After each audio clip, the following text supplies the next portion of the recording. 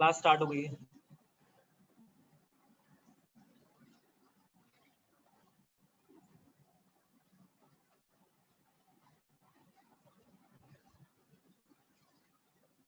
Good morning, sir.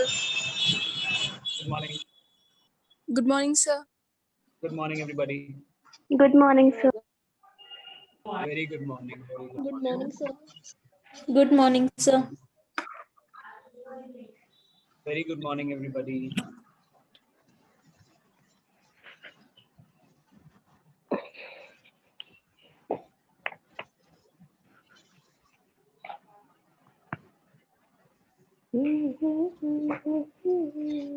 Good morning, sir.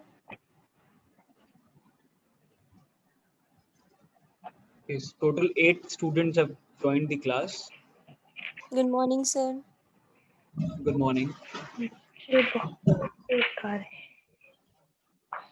I hope I'm audible properly. Yes, sir. Yes, sir. वो जब भी कीर्ति की video still होती है तो मुझे डाउट होता है। Okay. मुझे लगता है केवल मुझे बबलू भैया बुलाने आते हैं, लेकिन शायद बीच बीच में आप लोगों को भी बुलाते हैं, है ना? अभी सबको मालूम होगा कि मैं बबलू भैया अगर बुलाने की बात कर रहा हूँ तो किस चीज को पॉइंट आउट कर रहा हूँ। Yes, sir. तो पोजीशनिंग कर दी है। बबलू भैया बुलाना मतलब स्पीड जाना, इंटरनेट स्पीड का फ्लक्चुएट होगा, पोजीशनिंग हो गई माइंड में, है नहीं? Yes, sir. Yes.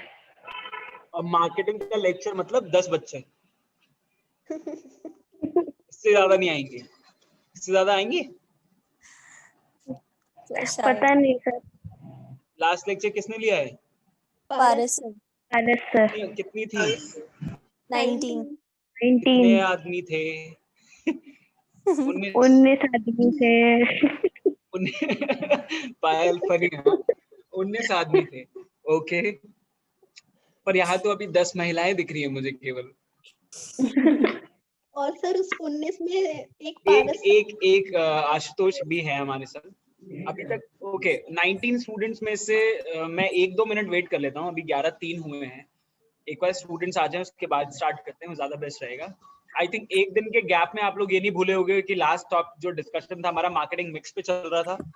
Marketing mix में भी हमारा जो मेन डिस्कशन था it was going about pricing. Product हमने डिस्कस कर लिया था, प्रोडक्ट के बाद हम प्राइस पे डिस्कशन कर रहे थे अपना, राइट? And आज की डेट में we will be moving forward on the remaining 2 major dependencies of marketing management, which are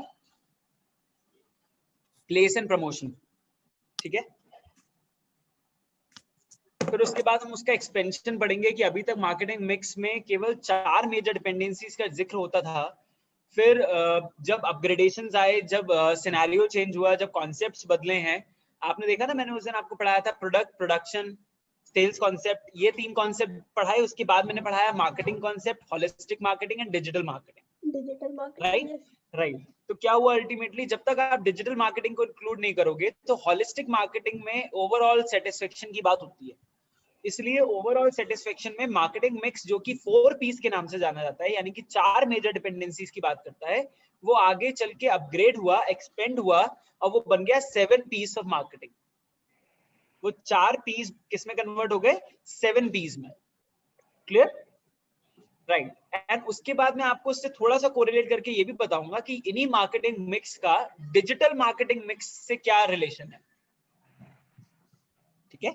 जब डिजिटल मार्केटिंग की बात आती है तो मार्केटिंग मिक्स यही अप्लाई होते हैं, लेकिन इसमें डिजिटल का क्या सिनेरियो है, क्या सीन है, अल्टीमेटली क्या रिलेशन है, हम वो भी थोड़ा समझेंगे। Is this clear? Right.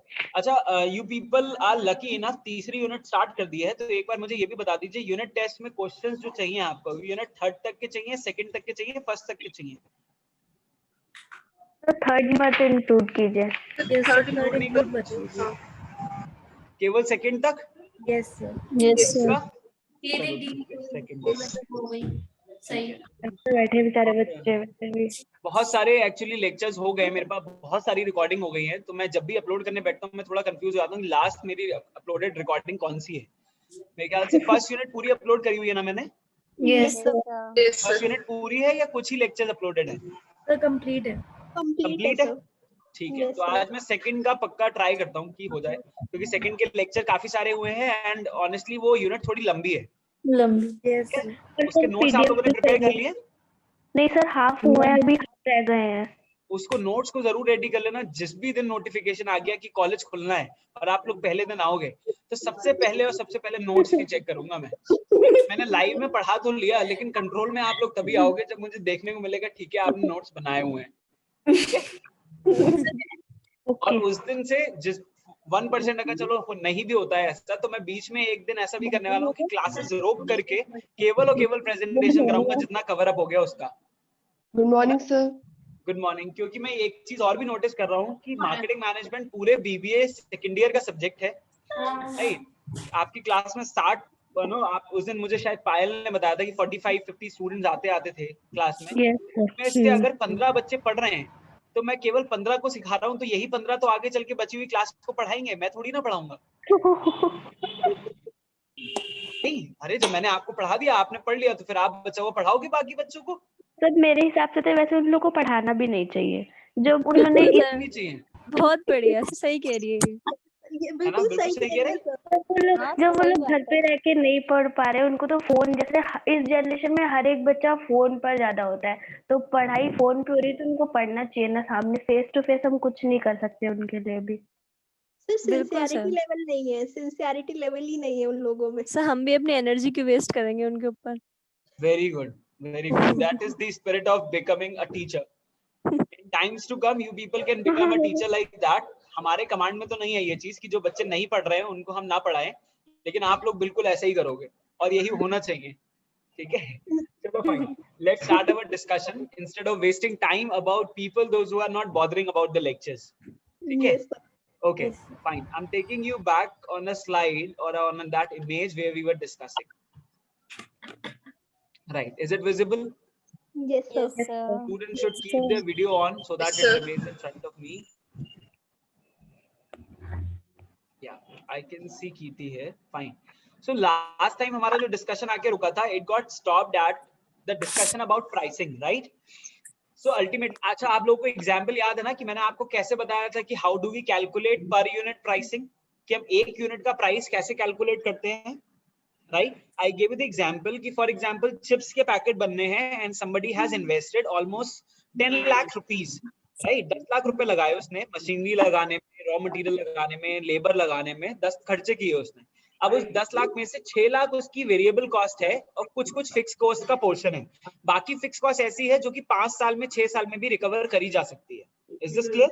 Right, जैसे कि फैक्ट्री की पूरी बिल्डिंग, भाई बिल्डिंग का आप पूरा खर्चा अगर एक ही बार में निकालने की सोचोगे, आप प्रोडक्ट बहुत महंगा बेचोगे और नहीं बिक पाएगा।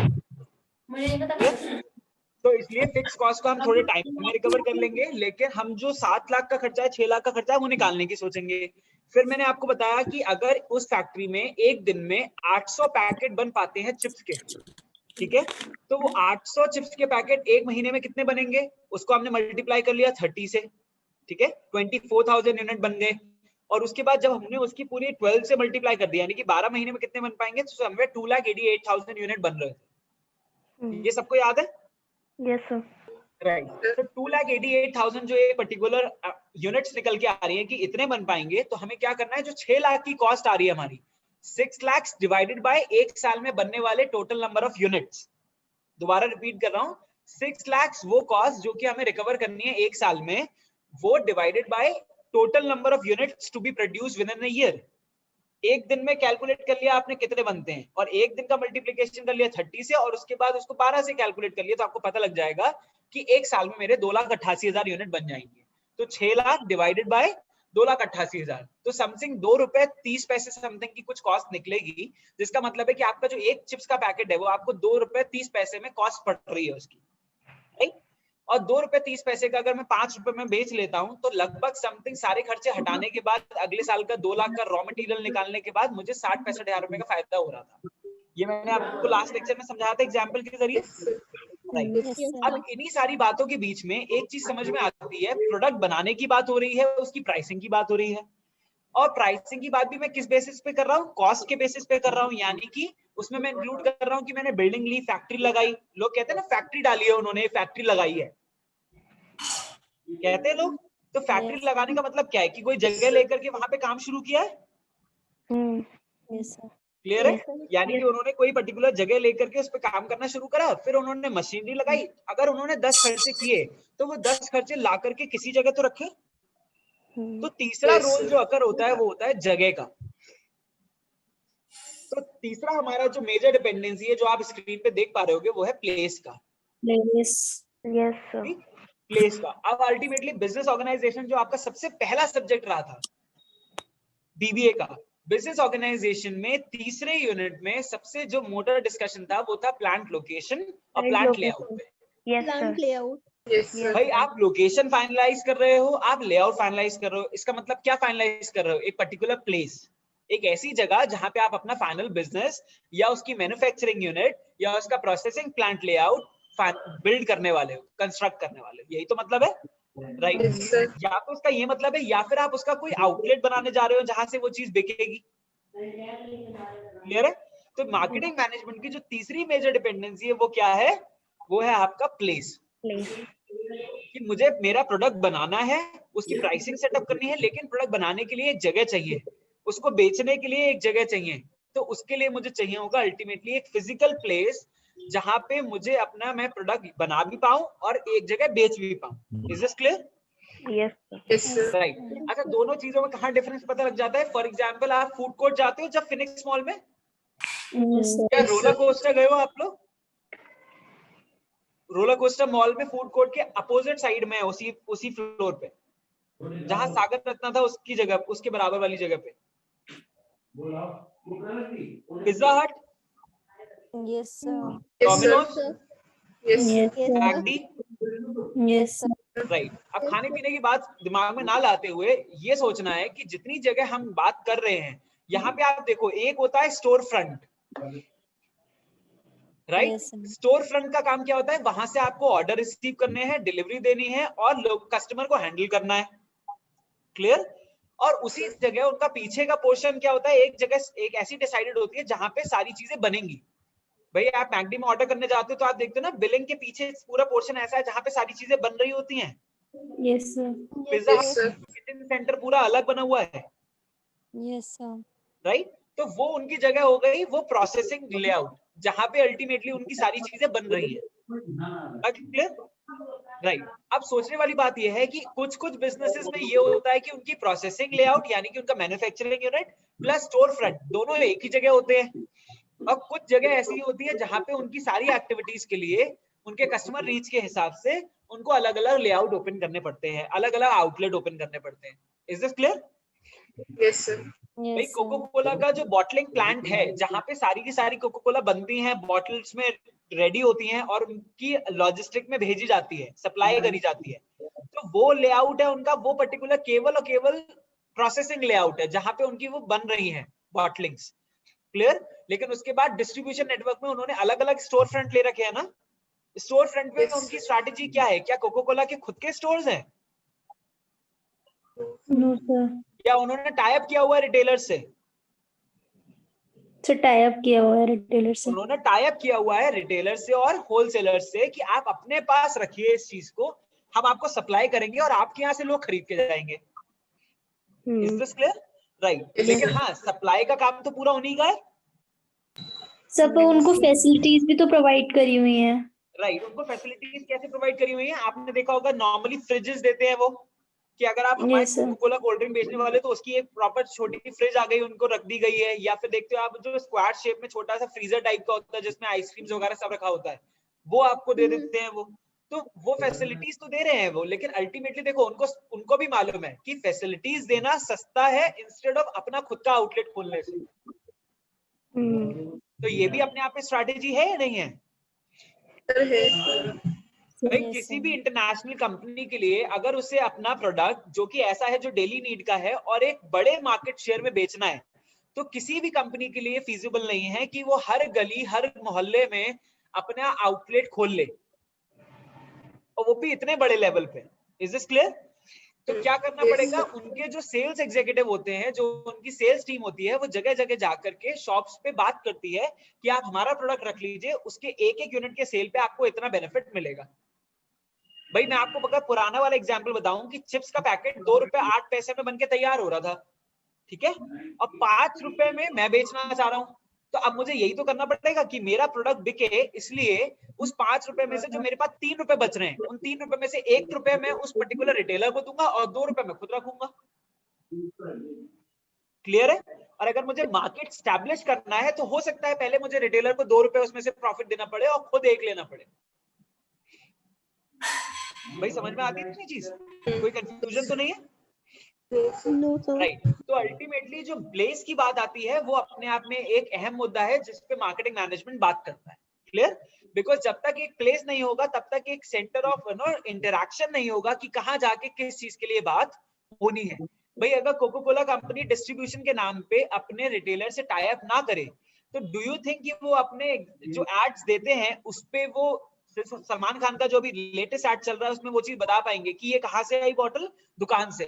मतलब नॉर्मल है वो अपना आपको परसेप्शन क्रिएट करना है कि पास वाली किसी भी दुकान से आप जाके ले सकते हो, यानी कि उन्होंने अपना डिस्ट्रीब्यूशन नेटवर्क स्ट्रॉन्ग किया हुआ है। सबको समझ में आ रहा है? Yes, sir. Okay fine. अब आप देखो सबसे पहले बात आती है जो डिस्ट्रीब्यूशन वर्ड यूज किया मैंने, यानी कि प्लेस इंक्लूड्स एवरीथिंग। 2 कैटेगरी तो मैंने आपको बता दी, एक हो गया store front. Now store front या तो एक ही यूनिट में इंक्लूड होगा जैसे रेस्टोरेंट का एग्जांपल मैंने आपको दिया, या फिर स्टोर फ्रंट अलग अलग आउटलेट्स होंगे। जैसे बाटा का जो जूते बनते हैं, आपने कभी देखा कि जिस आउटलेट पे जूते मिल रहे हैं उसी में किसी जगह पीछे स्टोर में जूते बन के आ रहे हैं? ये तो कहीं नहीं होता ना। बाटा की मैन्युफैक्चरिंग यूनिट में जूते बनते हैं और उसके जो अलग अलग आउटलेट्स हैं अलग अलग जगहों पर लोकेशन पे स्टोर फ्रंट है वहां पे बिकते हैं। क्लियर है? कोको कोला का बॉटलिंग प्लांट मैन्युफैक्चरिंग प्लांट एक है और उसके बाद अलग अलग डिस्ट्रीब्यूशन नेटवर्क में जहां उन्होंने टाइप किया वो वहां बिकता है। क्लियर है? तो प्लेस में जब हम बात करते हैं तो 3 अहम चीजें हैं समझने के लिए। पहला है वो प्रोसेसिंग यूनिट, वो मैन्युफैक्चरिंग यूनिट जहां पे आपका प्रोडक्ट बनना है या तैयार होना है। Clear?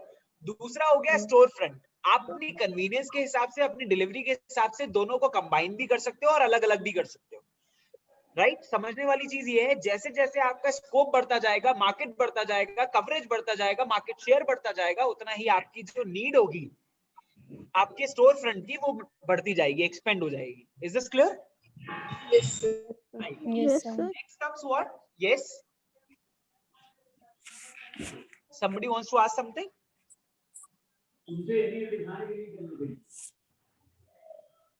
Okay. So store front और प्रोसेसिंग यूनिट हमारी क्लियर हो गई। अब तीसरी बात आती है वो पर्टिकुलर डिस्ट्रीब्यूशन नेटवर्क जहां पे हमें बीच बीच में अपने प्रोडक्ट को पहुंचाना पड़ेगा, जैसे कि वेयर हाउसेस। राइट? आपको मालूम है जब आप Amazon पे ऑर्डर करते हो तो Amazon पे ऑर्डर करने के बाद प्रोडक्ट आता है आपके पास, राइट? Yes, sir. प्रोडक्ट जो है वो कौन भेज रहा है? Amazon भेज रहा है या जिस सेलर का वो प्रोडक्ट है Amazon पे लिस्टेड कर रखा है वो सेलर भेज रहा है?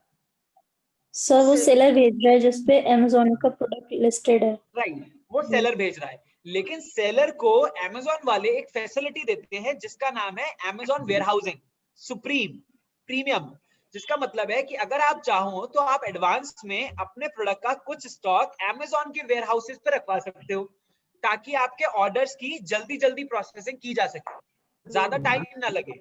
क्लियर? लेकिन उसका भी वो चार्ज करते हैं और अगर आप नहीं चाहते हो तो आप अपने तक भी डिलीवरी का रख सकते हो। जैसे कुछ प्रोडक्ट्स में आपने देखा होगा कुछ प्रोडक्ट अगर आप ऑनलाइन ऑर्डर करोगे तो बहुत जल्दी आ जाते हैं और कुछ में थोड़ा समय लगता है। होता है ये चीज? Yes, sir. Why does this happen? इसलिए होता है क्योंकि कुछ प्रोडक्ट्स डायरेक्टली सेलर की लोकेशन से हमारे पास आते हैं। पहले सेलर Amazon की डिलीवरी वाले को देता है और Amazon का डिलीवरी वाला उसे आपकी लोकेशन तक पहुंचाता है। क्लियर? और अदरवाइज Amazon के वेयरहाउस पे जिस सेलर ने पहले ही एडवांस में अपना स्टॉक रखवा रखा है तो जैसे ही आपका ऑर्डर प्लेस होता है वो Amazon के वेयरहाउस वाले खुद ही आपका प्रोडक्ट आगे आपका फॉरवर्ड कर देते हैं। Is this clear? Yes, sir. अच्छा, सबसे अच्छी फैसिलिटी क्या है? उन्होंने अपने पूरे प्रोसेस को ऑटोमेट कर रखा है। राइट? अच्छा, एक छोटे से वर्ड में, एक सिंगल शब्द में अगर आपको डिफाइन करना हो, if you have to define automation in one word, तो क्या मतलब होता है ऑटोमेशन का? ऑटोमेटिकली। हाँ, ऑटोमेटिक का एक सिंगल शब्द में अगर कोई सिनोनिम आपको देना हो हिंदी में तो क्या होगा?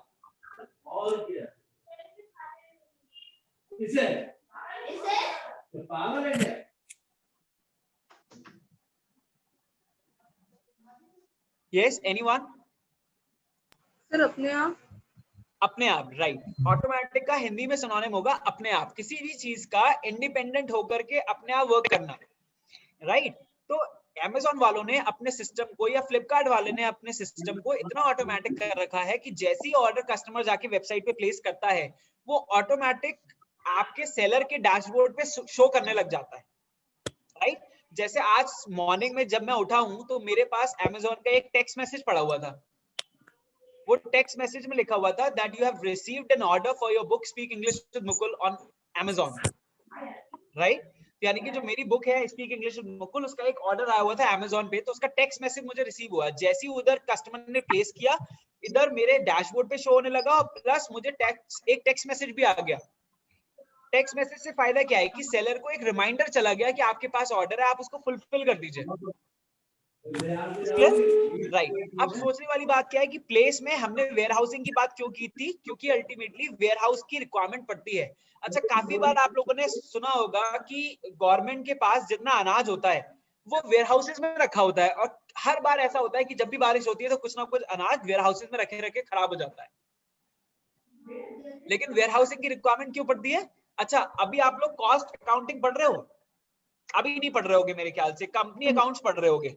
Yes sir. अभी नेक्स्ट सेमेस्टर जब आएगा, 4th सेमेस्टर, तब आप पढ़ेंगे कॉस्ट अकाउंटिंग, राइट। कॉस्ट आपके शायद 5th सेमेस्टर में है। 5th में आपके 3 न्यूमेरिकल सब्जेक्ट हैं, राइट।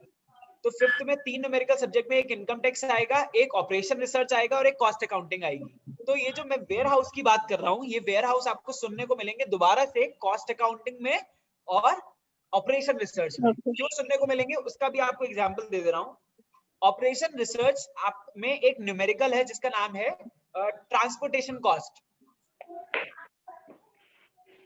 ट्रांसपोर्टेशन कॉस्ट का मतलब है कि वो यही कैलकुलेट कराता है कि जब प्रोडक्ट की प्राइसिंग करनी होती है तो हम कैसे कैलकुलेट करें कि एक जगह से दूसरे वेयरहाउस तक सामान पहुंचाने में कितनी कॉस्ट आई, और उस हिसाब से हम किस लोकेशन पे कौन सा प्राइस रखें तो हमारी कॉस्ट रिकवर हो पाएगी, राइट। तो ट्रांसपोर्टेशन कॉस्ट आपको न्यूमेरिकल सीखना होगा ऑपरेशन रिसर्च में। फिर जब आप कॉस्ट अकाउंटिंग पढ़ोगे तो कॉस्ट अकाउंटिंग में एक प्राइसिंग का मॉडल होता है जिसको आप स्टडी करते हो। उसमें आपको बताते हैं कि प्रोडक्ट की प्राइसिंग करते समय होल्डिंग कॉस्ट का क्या रोल होता है। होल्डिंग कॉस्ट का क्या मतलब है? मान लो जैसे मैं अभी बात कर रहा था कि चिप्स बन के रेडी हुए, राइट। एक महीने के अंदर 24,000 चिप्स के पैकेट बन रहे हैं। एक चिप्स का पैकेट दिखने में छोटा लगता है, 24,000 तो मायने रखते हैं ना, राइट। एक चिप्स का पैकेट आप कहीं पे भी रख दो, इतना स्पेस नहीं लेता। लेकिन जब आप 24,000 चिप्स के पैकेट रखने की बात करते हो तब तो आपको जगह चाहिए, राइट। तो उसके लिए आपको होल्डिंग कॉस्ट चाहिए, कोई लोकेशन चाहिए जहां पे आपका स्टॉक रखा रहेगा जब तक कि वो मार्केट में फ्लोट नहीं हो रहा। भाई कोको कोला ने बॉटल्स बना के रेडी कर ली, लेकिन कोको कोला ने बॉटल्स बना के जो रेडी करी है वो जब तक कहीं नहीं जा रही है तब तक तो कहीं रखने की जगह चाहिए।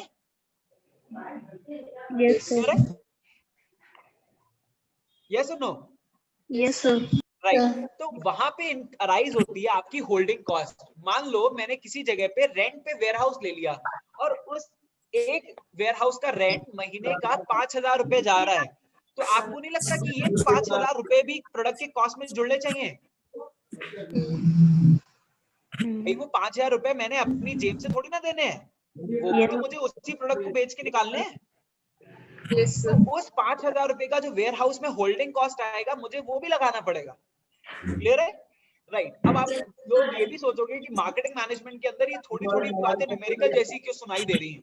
तो मैं आपको बता दूं कि मार्केटिंग मैनेजमेंट का जब कॉन्सेप्ट आ जाता है तो कहने का मतलब है कि आपको छोटी से छोटी चीज से बड़ी स्ट्रैटेजी पे पूरा पूरा काम करना होता है। जब आप कॉस्ट अकाउंटिंग पढ़ते हो तो कॉस्ट अकाउंटिंग का इन्वॉल्वमेंट ही क्यों है? क्योंकि आपको प्रोडक्ट देखना है, प्रोडक्ट को बेचना है, वही आपका अल्टीमेट मोटिव है। और प्रोडक्ट को बेचने में फायदा आपको दोनों में से किसी एक रास्ते पर होगा। मैं दोबारा रिपीट कर रहा हूँ, प्रोडक्ट को बेचते समय दोनों रास्तों में से किसी एक रास्ते पे आपको फायदा होगा। पहला रास्ता है या तो आप अपनी कॉस्ट कम कर लीजिए, है ना। जब मुझे पता लग गया कि 2 रुपए 8 पैसे का मेरा प्रोडक्ट बन रहा है और मुझे 5 रुपए में बेचना है, तो मैं अपना मुनाफा कैसे बढ़ाऊंगा? भाई या तो मैं 2 रुपए 8 पैसे को कम करूं, मैं कोशिश करूं कि मेरी कॉस्ट 1 रुपए आए हद से हद।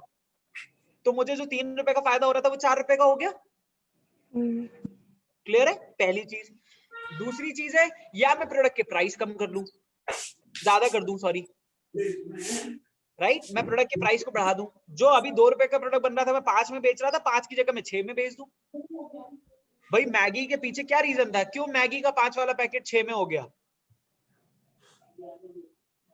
सेल्स बढ़ाने के लिए, सेल्स बढ़ाने के लिए, सेल्स बढ़ाने के लिए, या फिर अपनी कॉस्ट को अल्टीमेटली सेम रखते हुए अपना बेनिफिट बढ़ाने के लिए। बढ़ाने के लिए। देखो अल्टीमेटली यहाँ पे 2 कॉन्सेप्ट मैं आपको समझाऊंगा। 1 रुपए बढ़ाने पर सेल में कस्टमर को केवल 1 रुपए बेयर करना पड़ रहा है, लेकिन अगर 1 करोड़ यूनिट एक दिन में कहीं पर पूरे इंडिया में बिक रही है तो 1 करोड़ रुपए का पूरा फायदा हो रहा है कंपनी को, राइट। 1 करोड़ जगह पर 1 करोड़ लोग 1-1 रुपए देंगे तो हो जाएगा, नहीं हो जाएगा इतना फायदा, राइट। ऐसे ही काफी बार क्या होता है, आप देखते हो जोमेटो वाले आते हैं, आप कहते हो चेंज नहीं है, तो वो कहते हैं कि नहीं 2 रुपए मेरे पास नहीं होंगे। वो जनरली उस समय पे सेव करने की कोशिश करते हैं वाली चीज कि नहीं ठीक है, नहीं है, कोई बात नहीं, आप रख लो, राइट। ऐसे ही अगर वो दिन भर के 10 ऑर्डर कर रहे होंगे तो उतनी अमाउंट उनकी अब एक तरीके से एक्स्ट्रा इनकम है, right. And the same applies to Big Bazaar people, जहां वो लिखते हैं 999 रुपए का प्रोडक्ट है और आप 1000 रुपए का पेमेंट करके 1 रुपए वापस नहीं लेते हो। आप इमेजिन करिए, आप जैसे 100 कस्टमर ने 1 रुपए छोड़ दिया पूरे दिन में, तो 100 रुपए वो गए और पूरे के पूरे 30 दिन के अंदर 3000 रुपए बन जाते हैं वो, राइट। और 1 साल के अंदर 36,000 रुपए। Am I clear? जबकि 100 कस्टमर तो मैं बहुत मामूली बात कर रहा हूं, क्लियर है? फाइन। अब सबसे पहले आप देखो प्लेस में लिखा हुआ है एक चैनल। चैनल का मतलब क्या है? मीडियम। किस डिस्ट्रीब्यूशन नेटवर्क के थ्रू हम अपना प्रोडक्ट बेच रहे हैं? रिटेलर के थ्रू बेच रहे हैं, होलसेलर के थ्रू बेच रहे हैं, या डायरेक्ट बेच रहे हैं, डोर टू डोर बेच रहे हैं? भाई डोर टू डोर बेच रहे हैं तो मुझे रिटेलर से भी मतलब नहीं है, उसकी शॉप से मुझे मतलब नहीं है, मुझे अपना वेयर हाउस देखना है और अपने ही सेल्स टीम को बेच करके सीधे डोर टू डोर लोगों के बिकवा देना है प्रोडक्ट। Am I clear? दूसरा है मार्केट कवरेज। प्लेस इस तरह से भी डिसाइड करना पड़ता है कि मेरी मार्केट कवरेज कितनी है। भाई अगर मेरा बिजनेस केवल और केवल लोकल है तो मुझे बरेली में ही तो उसकी रेंज देखनी है। अगर मैकडोनल्ड्स अकेला इंडिविजुअल एक ऐसा ब्रांड है जो बर्गर के लिए फेमस है, अब तो बर्गर किंग भी उनका कंपटीशन ऑलरेडी फिनिक्स में आ गया है टॉप फ्लोर पे, राइट। लेकिन फिर भी अगर पूरी बरेली में किसी को मैकडी खाने का मन है तो इंसान को पता है कि ये गली गली मोहल्ले में नहीं मिलेगा, क्योंकि ये ब्रांडेड प्रोडक्ट है और ब्रांडेड चीज है, एक ब्रांडेड आउटलेट है, तो इंसान को जाना पड़ेगा मैकडी। तो पूरा मार्केट बरेली का एक आउटलेट से कवर हो जा रहा है, क्योंकि लोग नाम के एडिक्टेड है, ब्रांड के एडिक्टेड है, उसके टेस्ट के एडिक्टेड है, राइट। तो उसके लिए जब उनको खाने का मन करता है तो वो सीधे फिनिक्स मॉल आना प्रेफर करते हैं और मैकडी में जाके उस चीज को खा लेते हैं। Is this clear? राइट। लेकिन राह चलते अगर आपको कोई चीज खानी है तो क्या आपको लगता है मैकडी आपको मिल जाएगा? नहीं मिल सकता ना। तो आपको जो मार्केट कवरेज है और आपका प्रोडक्ट का क्वालिटी टाइप है उसके हिसाब से आपको देखना पड़ता है कि मुझे प्लेस कौन सा डिसाइड करना है। यस और नो? Yes sir. क्लियर है? राइट। तो असॉर्टमेंट इज अबाउट क्लासिफिकेशन कि मेरे प्रोडक्ट का वेरिएंट कितना है, कहां पे कितनी रिक्वायरमेंट पड़ती है, क्या सब जगह से सेम डिमांड आती है या नहीं आती है, उसके अकॉर्डिंगली भी मुझे जगह डिसाइड करनी पड़ती है। Next is location. मेरी लोकेशन क्या है, उस जगह पे मुझे कितनी जरूरत पड़ती है। जैसे फॉर एग्जांपल कोई भी चीज अगर एक बड़ी खोल दी जाए किसी जगह पे, जैसे मॉल है, राइट।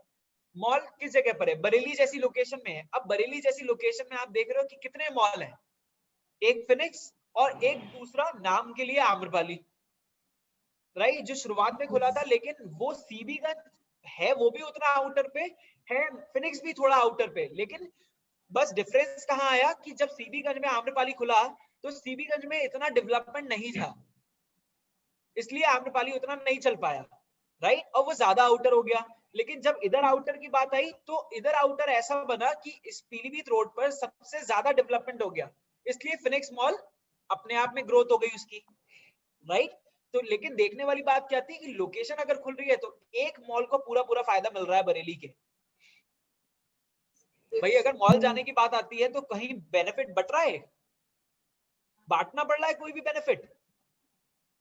क्या फिनिक्स को अपना एडवांटेज जो है वो शेयर करना पड़ रहा है कहीं से कहीं तक? नहीं सर। अगर मॉल की बात आती है तब तो बंदा यहीं आता है ना। Yes sir. जितने लोग प्रेफर करते हैं मल्टीप्लेक्स में मूवी देखना, क्या पीवीआर को अपना बेनिफिट किसी से शेयर करना पड़ रहा है? No sir. अच्छा, एक छोटा सा आपको अभी बेनिफिट बता दूं, पीवीआर इस समय एक ऑफर दे रहा है। आपको पता है ना, एक हैलोवीन डे होता है। 31 को होता है।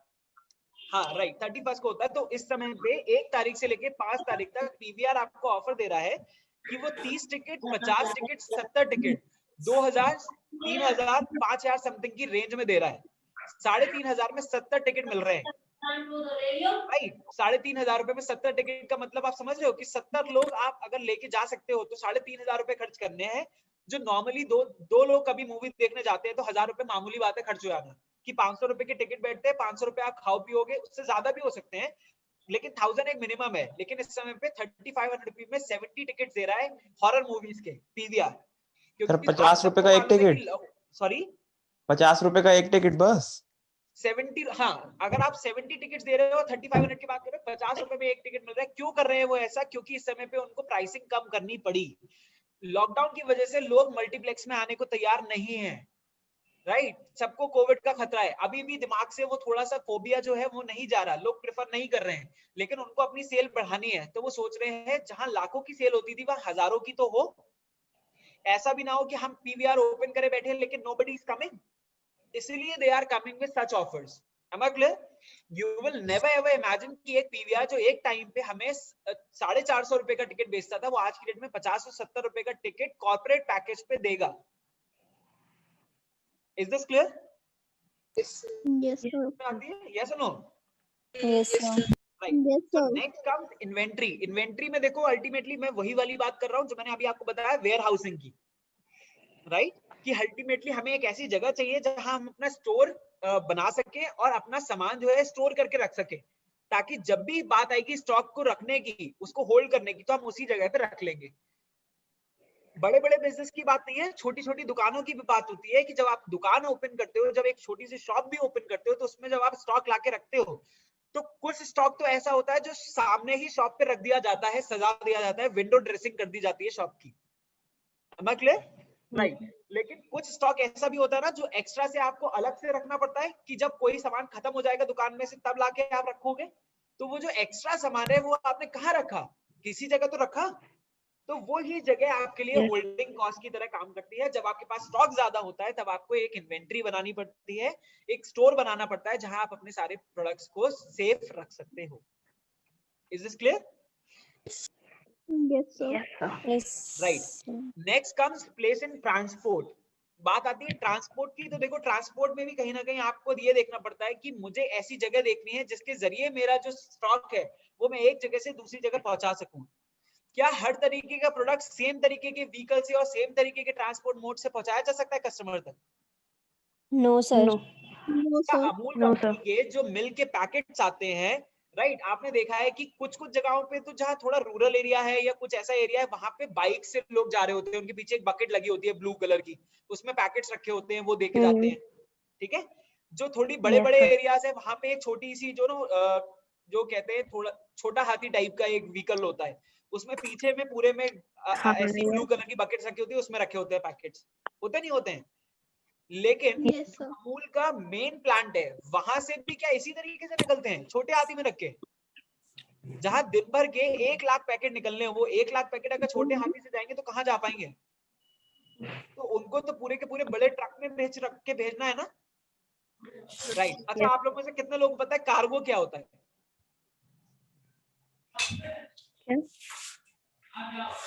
कार्गो क्या होता है? कार्गो सर जो गुड्स को होते हैं, एज इन अब सर जो भी हमारा एयरपोर्ट पे सामान जाता है वो भी कार्गो में ही आता है।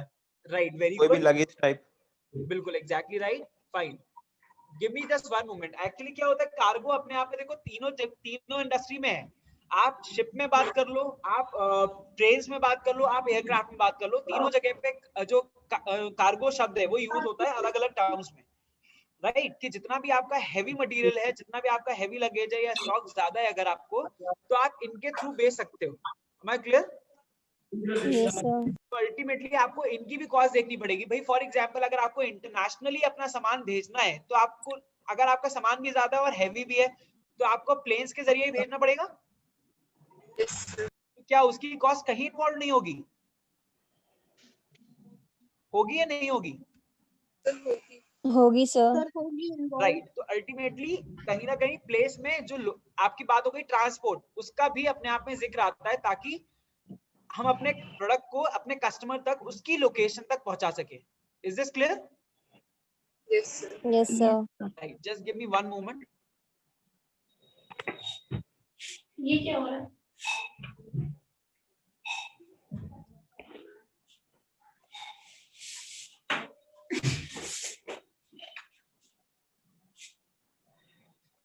जैसे आप नॉर्मली बात करिए, कार के ब्रांड्स हो गए, राइट? किसी इंटरनेशनल ब्रांड की कार दूसरी जगह से इधर कैसे आ रही है? कुछ कुछ तो आ रही है बाय रोड, राइट? और कुछ ऐसी भी है जो कि कहीं ना कहीं कार्गो के जरिए भेजी जाती है, Yes, sir. राइट? जो बहुत ही ज्यादा एक्सपेंसिव और इम्पोर्टेड होगी, वो कहाँ से आएगी? वो बाय रोड या तो भेजी जाएगी, या फिर नॉर्मली आपको कोई पर्टिकुलर और मोड का इस्तेमाल करके भेजी जाएगी। शिपिंग के जरिए भी जा सकती है और वैसे भी जा सकती है, डिपेंडिंग ऑन आपको कितना इंस्टेंटली किसी चीज को पहुंचाना है किसी जगह पर। Is this clear? Yes, sir. Yes sir. Fine. I hope there is no confusion about the location factor. Fine. Just give me one moment.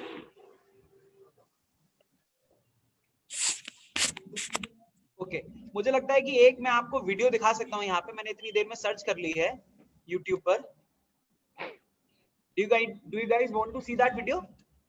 Yes sir. Yes, sir. Give me one moment. Let me know once the screen is visible to you. Yes, sir.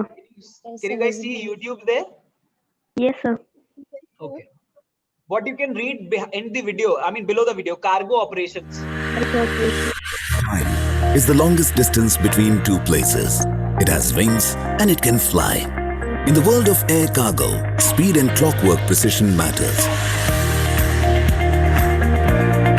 At GVK Mial, we are working tirelessly to transport your business from the station of dreams to the destination of success. For us, the clock is always ticking. We are racing against time to impact the quality of life, mobility, economics, and opportunity. GVK Mial is one of the custodians of the air cargo terminal, and as a part of its modernization, Mial has brought significant developments in infrastructure, improvements in process and efficiency. एक चीज यहाँ पे समझने की, आप देखो लिखा हुआ है उन्होंने, largest cargo gateway with 30% market share. Cargo handling efficiency, दो तरीके की कॉस्ट होती है, एक होती है होल्डिंग कॉस्ट, एक होती है हैंडलिंग कॉस्ट। जब आप कॉस्ट मैनेजमेंट पढ़ोगे तब आपको पढ़ाई जाएगी कि एक तो है होल्डिंग कॉस्ट, यानी कि उसको रखने की जगह की कॉस्ट जो मुझे बेयर करनी पड़ेगी है, और दूसरा है उसको देखभाल करने के लिए जो लोग मुझे लगाने पड़ेंगे उनको हैंडल करने के लिए, उसकी भी तो कॉस्ट है, राइट? और आप देखो ऊपर लिखा हुआ है area of 38 acres, 1,50,000 square metres. इस जगह को सामान अगर आप रखोगे तो इस लोकेशन का क्या कोई खर्चा नहीं होगा? बहुत होगा, और बहुत जितना ज्यादा खर्चा होगा। होगा वो कहीं ना कहीं जितना स्टॉक, वो एक कंपनी की बात कर रहे हैं इस वीडियो में, जो कंपनी मदद करती है बड़े बड़े ब्रांड्स को उनका सामान एक जगह से दूसरी जगह पहुंचाने के लिए। Let's see forward. Benchmarking facilities and services with the global standards. At Mial, we endeavor to do our best to help you grow your business, connecting you to the global markets with speed, precision, and performance. Export Heavy and Bonded Cargo Terminal is an exclusive facility to handle export heavy, odd dimensions, and bonded consignments. The facility offers one-stop solution for bonded cargo handling with dedicated channel for cargo admittance, X-ray screening, and palletization. CSIA serves a major gateway to cargo volumes from entire Maharashtra, Goa, Gujarat, Madhya Pradesh, and Telangana. Export Perishable Cargo Terminal provides uninterrupted cold chain solutions directly from reefer trucks to the aircraft side. A freezer and 3 individual cold rooms within the state-of-the-art cold storage facility specialized. तो यहाँ पे उन्होंने एक चीज की और बात करना शुरू कर दी कि हर तरीके का प्रोडक्ट टाइप हो सकता है।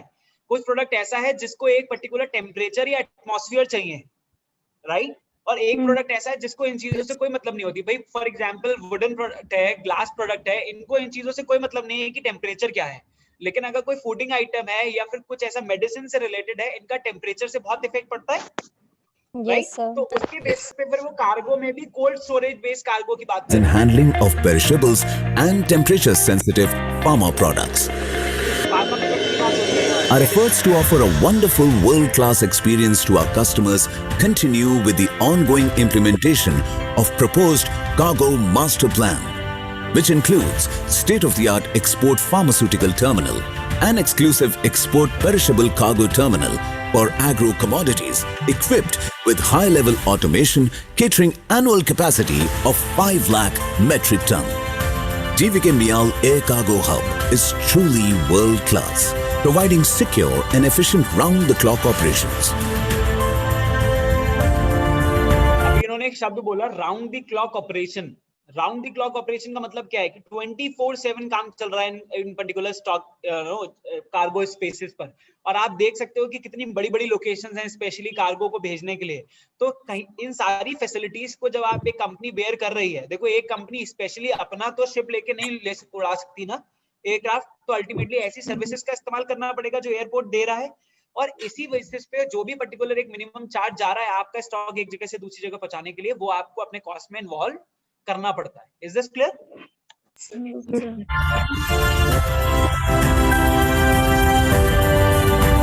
At Mial, we work closely with our partners to customize cargo operations. 5 dedicated At Mial, we work closely. आप देखो, these are the companies who are taking the services of this company especially to transmit its products from one place to another, including Jio, Apple, HP, Philips, LG। In companies के product एक सारे पूरे India में और बाहर भी मिल रहे हैं ना, तो कैसे भेज रहे हैं अपने product? They are sending it through the transportation, specially ऐसे कार्गो की फैसिलिटी लेकर। Clear? With our partners to customize cargo operations. Somebody wants to ask something? Priyanshi? No, Priyanshi, you sir. wish to ask something? Okay. No, sir. Dedicated cargo aircraft parking bays located in close proximity to the air cargo terminals enables faster connection of freight to aircrafts. Competently handling cargo of over 650 belly flights and 50 freighters a week. Air cargo at CSIA is processed with exceptional speed, transparency and efficiency.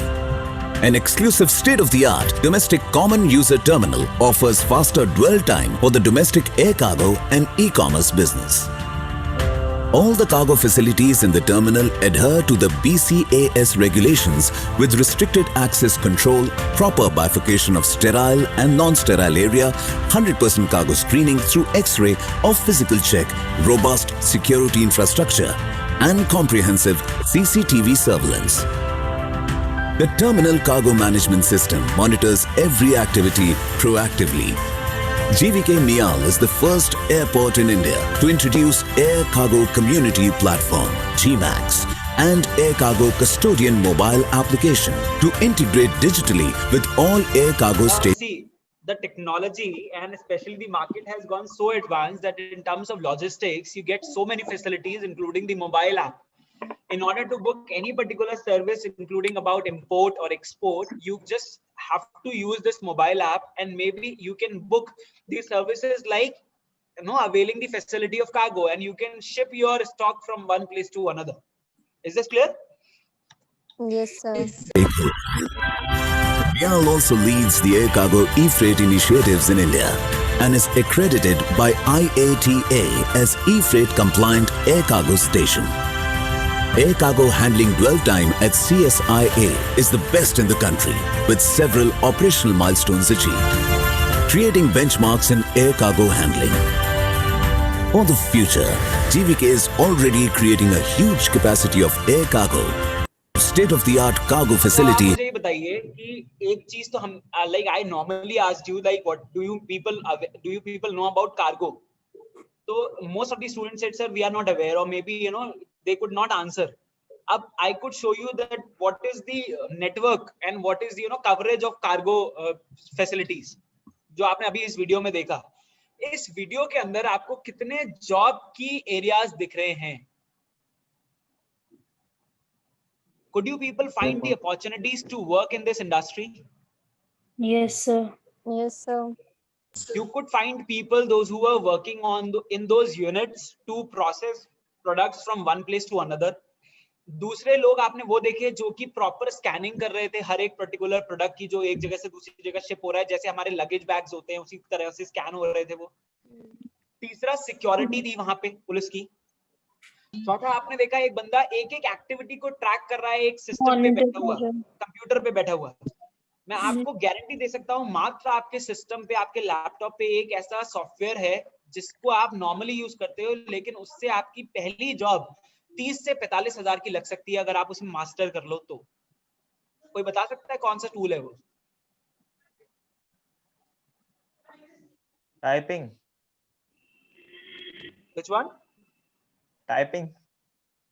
Not typing exactly. Let me tell you, Microsoft Excel use करते हो आप? Yes, sir. Yes, Yes, sir. sir. Excel has got the wider importance in the terms of inventory management. Right? It is the most useful software, especially for the purpose of logistics and reporting and report management.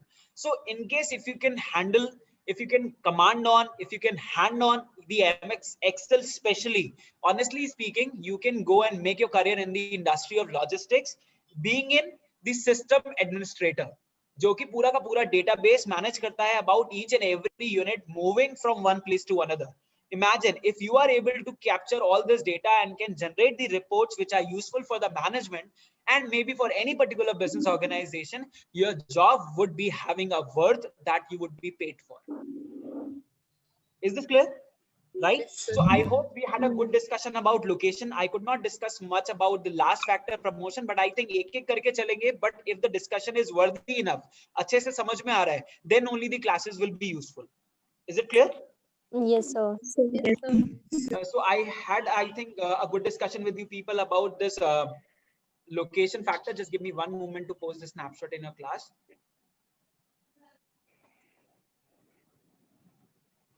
Okay. Now, for the purpose of attendance, I've taken a snapshot. You people can start preparing for your unit tests, especially the unit 1 and unit 2, right? Just go through all the points once again, and in case if you find any confusion and problem in your mind, then you can let me know and maybe I can clear that on a day before the test. Is this clear? Yes, Right? sir. Yes, So I hope the sir. lecture was interesting today. Yes, sir. Yes, sir. Got to learn something new today as well.